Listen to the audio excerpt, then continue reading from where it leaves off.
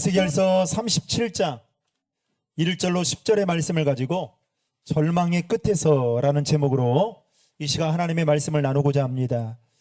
오늘 본문은 에스겔 선지자가 하나님으로부터 받은 마른 뼈 환상에 관한 이야기입니다. 아마 여러분들이 몇 번 들으셔서 잘 알고 있는 내용이라 생각합니다. 당시 에스겔 선지자는 인생 자체가 파멸을 당했다라고 표현해도 될 만큼 절망의 시간을 보내고 있었습니다. 그때 당시 이스라엘의 상황은 바벨론 침공으로 인해 나라적으로 큰 혼란을 겪고 있었고, 그리고 에스겔 자신도 바벨론 2차 침공 때 포로로 잡혀갈 정도로 암담한 시간을 보내고 있었습니다. 당시 에스겔 선지자가 느꼈을 그 공포와 두려움은 어쩌면 지금 오늘날 이 시대를 살아가고 있는 우리들이 느끼는 공포와 두려움과 매우 흡사하지 않나라는 생각을 갖게 됩니다. 여러분, 2025년 새해가 벌써 이제 2달여 이제 지나갑니다. 여러분, 어떻게 평안하셨습니까? 작년보다 더 나아지신 것 같아요. 여러분, 새해는 맞이했어요. 그런데 나라적으로 보면 정치적으로는 여전히 매우 혼란스러운 상태에 있습니다. 경제적으로는 여러분 더 암담하기만 합니다. 올해 한국 경제 성장률이 2%에 불과하다라는, 그야말로 아시아에서 가장 낮은 것이다라는 전망을 내놓았습니다.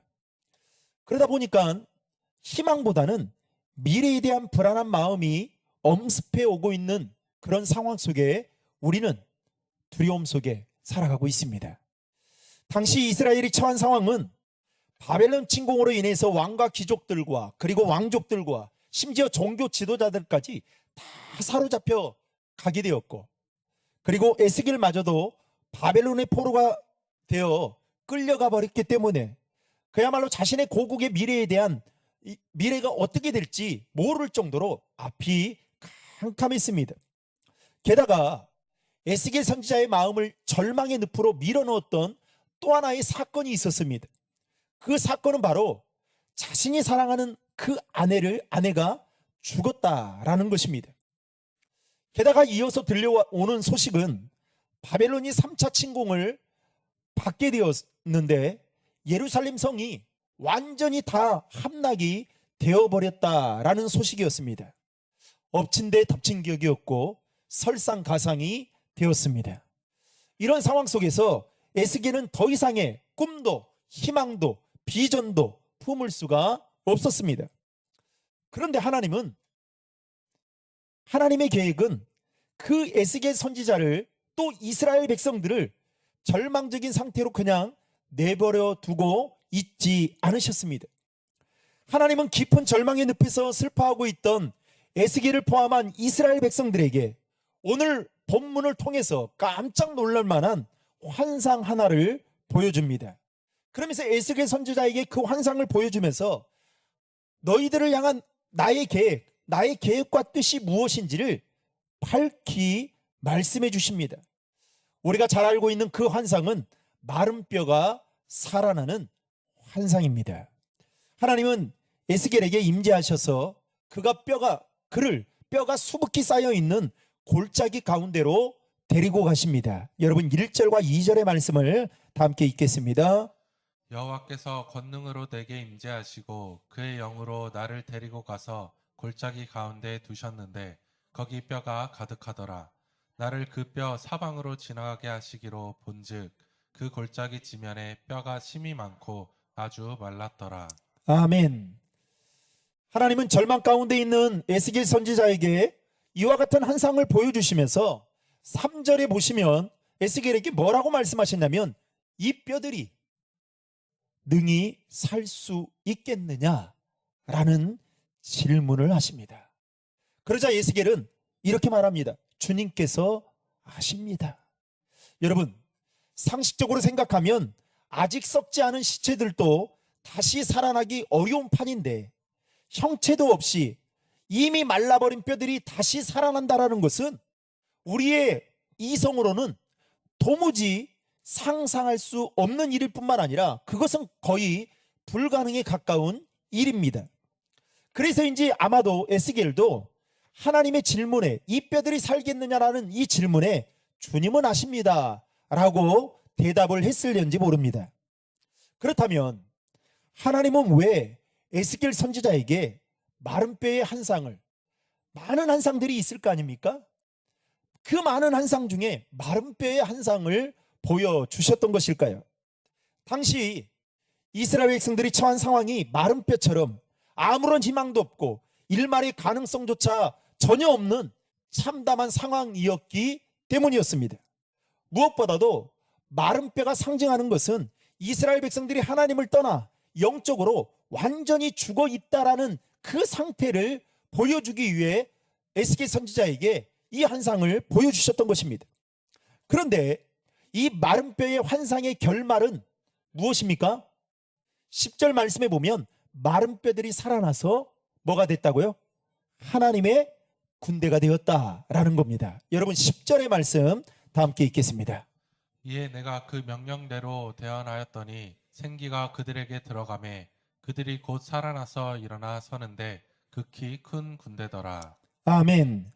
여러분, 그냥 시체들도 다시 살아나기 어려운데 어떻게 마른 뼈들이 다시 살아나서 하나님의 군대가 될 수 있었을까요?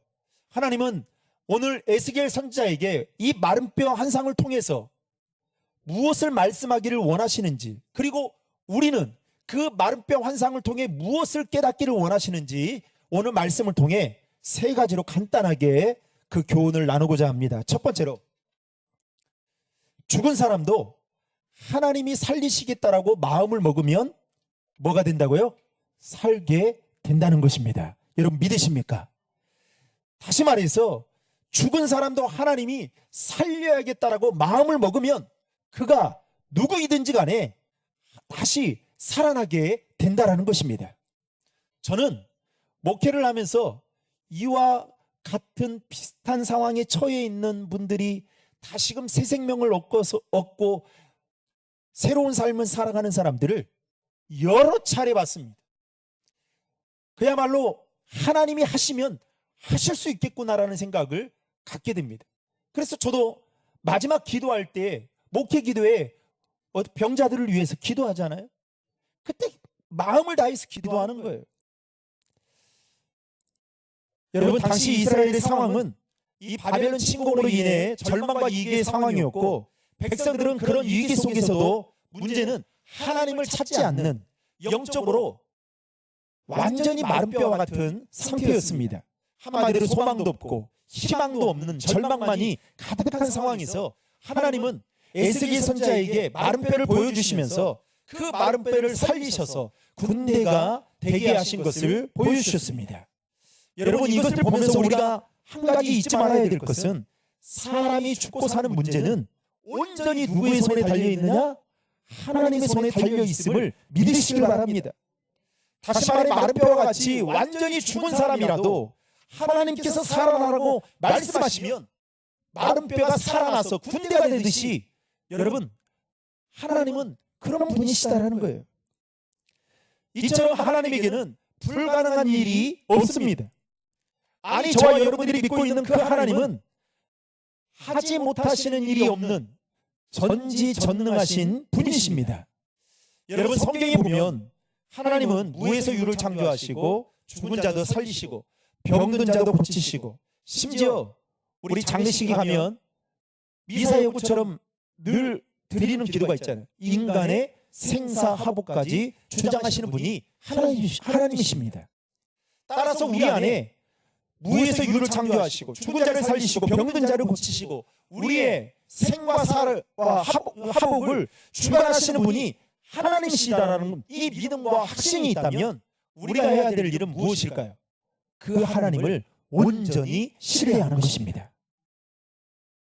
사랑하는 성도 여러분, 지금 여러분이 처한 상황이 혹여나 마른 뼈와 같이 절망적인 상황 가운데 놓여 있다면 마른 뼈도 다시 살리셔서 군대가 되게 하시는 그 하나님을 여러분 온전히 신뢰할 수 있기를 주님의 이름으로 축원합니다.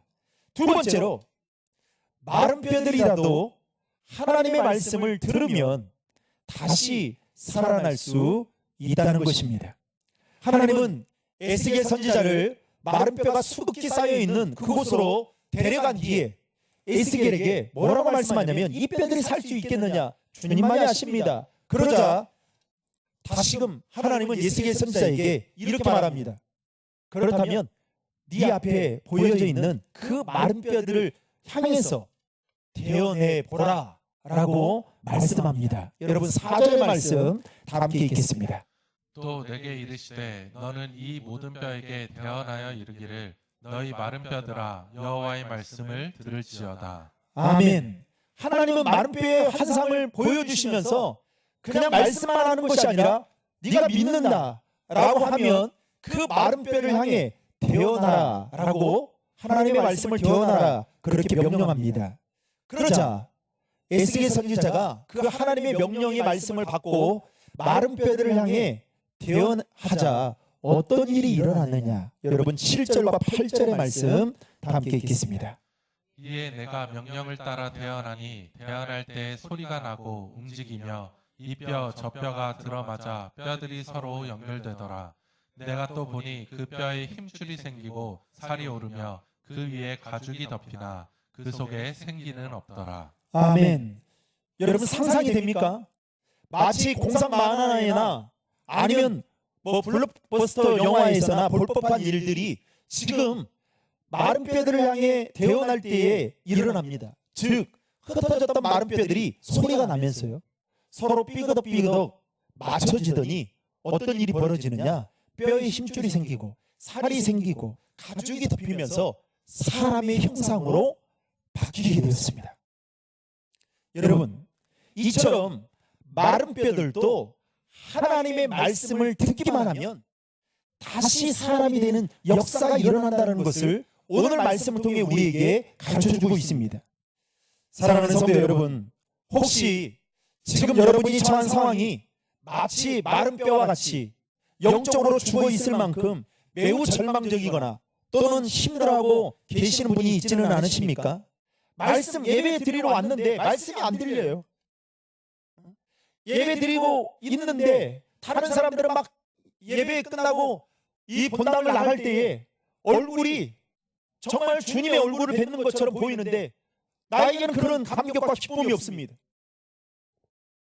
다른 사람은 다 은혜 받았다고 하는데 나는 은혜가 없는 거예요. 다른 사람은 기도하며 응답받았다고 하는데 내게는 기도의 응답이 없는 겁니다. 신앙생활 하는데 기쁨이 없어요. 영적으로 메말라요. 황폐합니다. 이게 바로 영적으로 죽어있는 상태를 말하고 있는 거 아니겠습니까? 여러분 그때 무엇이 우리에게 필요하느냐? 하나님의 말씀을 들어야 된다는 거예요. 여러분 요한복음 1장 1절에 보면 말씀이 곧 하나님이시다 라고 말씀하면서 요한복음 6장 63절에는 그 말씀이 영이고 생명이다 라고 말하고 있습니다. 그러면서 그 말씀은 히브리서 4장 12절에 가서 뭐라고 설명하냐면 살아있고 활력이 있어 좌우의 날선 어떠한 검보다도 예리하여 사람의 혼과 영과 골수와 관절을 찔러 쪼개기까지 할 정도로 엄청난 파워가 있다라고 말하고 있습니다.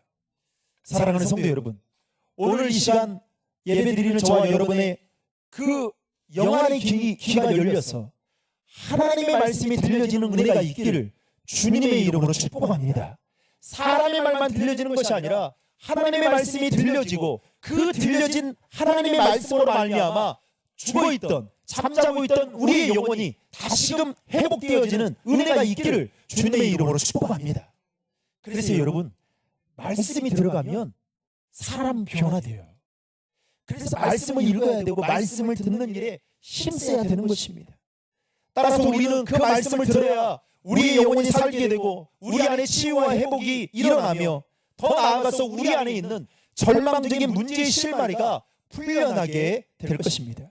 여러분 지난 주에도 25살밖에 되지 않는 인기 연예인이었던 젊은 한 배우가 자신의 목숨을 끊는 비참한 일이 벌어지지 않았습니까? 절망의 끝에 있을 때에 그 영혼이 하나님의 말씀을 듣게 되었다면 어떻게 되었을까라는 생각을 갖게 됩니다. 성경에 보면 예수님은 공생의 기간 동안에 병을 고치시고 기적을 행하실 뿐만 아니라 말씀을 가르치고 복음 전파하는 일에 더 많은 시간들을 쏟아 부으셨습니다. 사도 바울도 자신의 영적인 아들 디모데에게 디모데전서 4장 13절에 이렇게 말합니다. 내가 이를 때까지 읽는 것과 권하는 것과 가르치는 거에 전념하라. 즉, 왜 그랬을까요? 여러분, 제가 예수님이라면 저는 사역을 말씀 가르치고 또 복음 전하는 거 안 했을 거예요. 제가 예수님이라면 여러분들이 가장 좋아하는 치유 사역만 항상 했을 거예요. 그래야 여러분 어때요? 제 인기도 높아지고 치유 사역 많이 하면 여러분들이 은혜 받으니까 뭔가를 줄 거 아니에요. 다분히 인간적이죠. 다분히 세속적이죠.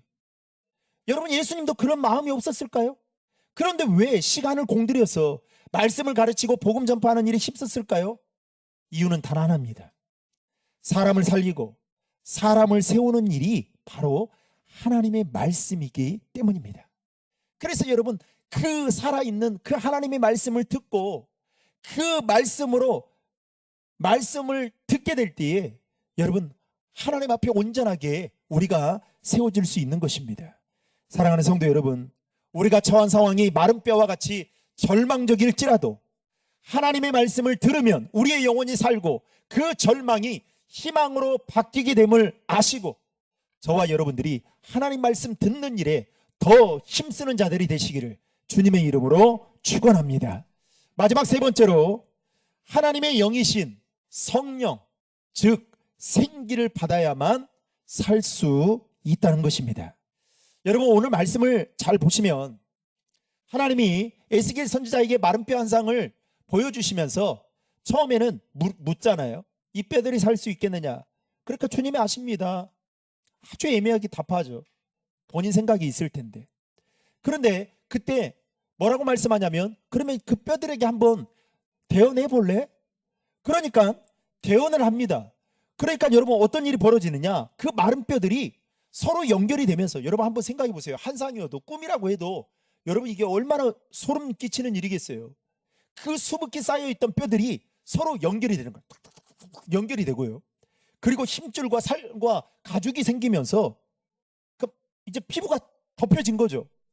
그러니까 여러분, 얼마나 이 꿈이지만 얼마나 생생한 것처럼 놀라겠어요? 그러면서 하나님의 군대가 됩니다. 근데 여러분에게 묻겠습니다. 그 마른 뼈들이 군대가 된 시점이 언제였을까요?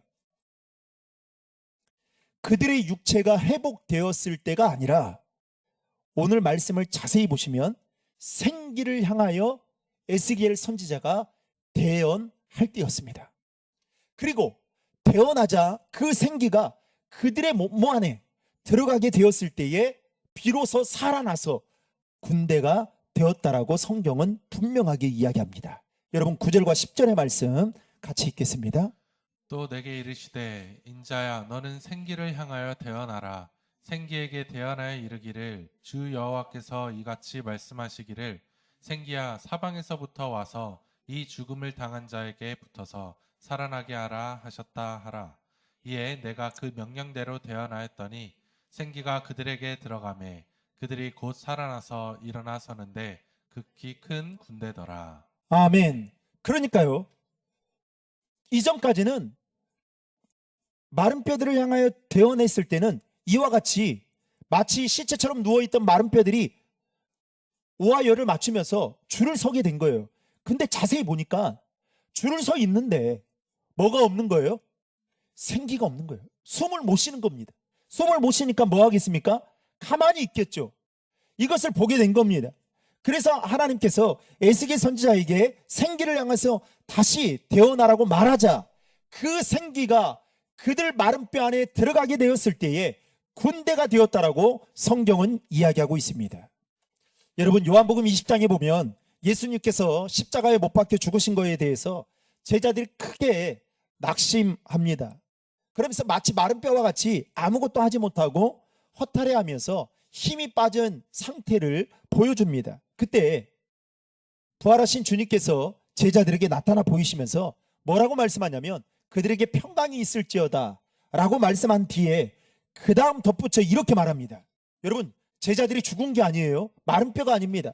그런데 뭐라고 말씀하느냐? 숨을 내쉬며 성령을 받으라 라고 말씀합니다. 요한복음 20장 21절부터 23절까지 말씀 다 함께 읽겠습니다. 예수께서 또 이르시되 너희에게 평강이 있을지어다. 아버지께서 나를 보내신 것 같이 나도 너희를 보내노라. 이 말씀을 하시고 그들을 향하사 숨을 내쉬며 이르시되 성령을 받으라. 너희가 누구의 죄든지 사하면 사하여질 것이요 누구의 죄든지 그대로 두면 그대로 있으리라 하시니라. 아멘. 예수님께서 왜 제자들에게 성령을 받으라고, 생기와 같은 그 성령을 받으라고 말씀할까요?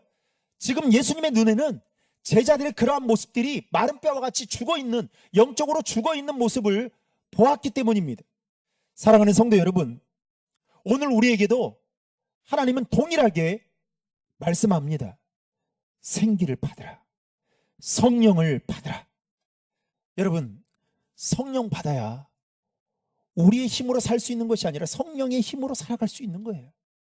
여러분, 아주 하찮은 죄도요, 내 힘으로 여러분 제어할 수 있습니까? 아니에요. 성령의 도우심을 받아야 그 하찮은 죄도 내가 이겨낼 수 있는 겁니다. 사랑하는 성도 여러분, 우리가 사는 이 세상은 절망의 소식들로 가득 차 있습니다. 마치 우리가 처한 상황이 절망의 벼랑 끝에 서 있는 것 같은 느낌을 받고 있습니다. 바로 이러한 때에 우리가 흔들리지 않고 그 믿음으로 승리하기 위해서는 무엇을 받아야 되느냐? 생기와 같은 성령을 받아야 됨을 믿으시길 바랍니다. 그래서 누가복음 11장 13절에 보면 이렇게 말합니다. 너희가 악할지라도 좋은 것을 자식에게 줄 줄 알거든 하물며 너희 하늘 아버지께서 구하는 자에게 성령을 주시지 않겠느냐. 이 말씀처럼 하나님은 하나님의 자녀인 우리들이 성령을 구할 때에 성령을 주시기를 원하시는 분이심을 믿고 이 말씀 따라 저와 여러분도 성령을 사모하는 그 마음을 가지고 성령 받기를 주님의 이름으로 축복합니다. 말씀의 결론을 맺겠습니다. 하나님은 절망의 끝에 있던 에스겔에게 마른 뼈 환상을 통해 이스라엘 백성들에게 말씀을 전하게 하시고 그 말씀을 대언할 때에 마른 뼈들이 다시 살아났습니다. 사람의 형체는 가졌으나 숨을 쉬지 않았기 때문에 하나님은 또다시 에스겔 선지자에게 생기를 불어넣는 말씀을 하게 하셔서 그 말씀을 통해 마른 뼈가 완벽하게 이제 사람의 형체를 가지고 숨을 쉬게 되는 군대가 되었던 것을 말씀을 통해 보게 됩니다. 하나님은 이처럼 절망 가운데 놓여져 있는 에스겔 선지자뿐만 아니라 이스라엘 백성들을 내버려 두지 않고 그들을 회복시키셔서 하나님의 군대로서 살아가기를 원하셨다라는 것입니다. 바라기는 저와 여러분도 하나님의 말씀으로 말미암아 우리의 영혼이 다시 살아나고 회복되어져서 절망의 끝에서도 온전히 하나님만 바라보며 살아갈 수 있기를 주님의 이름으로 축원합니다.